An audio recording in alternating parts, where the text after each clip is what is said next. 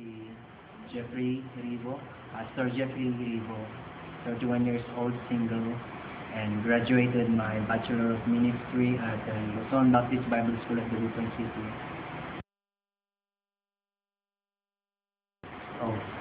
Sa outreach programs, we have our visitations every Thursday and home Bible studies. And as well, every Sunday, afternoon 3 p.m., meron kami Sunday School extension para sa mga bata doon sa Tinumrong.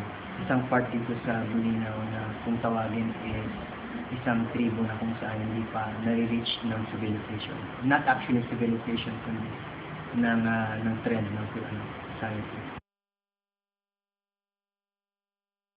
Well, for the most part, ay makita natin na nare-reach out natin yung mga bata dito dahil malapit lang. Pero sila yung mga tipo ng mga bata or people na hindi makapunta ng bayan because napakalak ng resources. Kagaya ng pera, hindi sila makapag-produce para makapagpamasal pumunta ng church.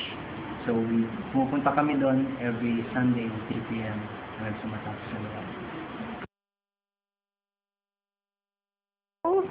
Programs, kapag sa loob ng 3 oras na ginugugol namin iyon sa una is tinuturuan namin silang kumanta ng mga phrases and afterwards is prayer kami.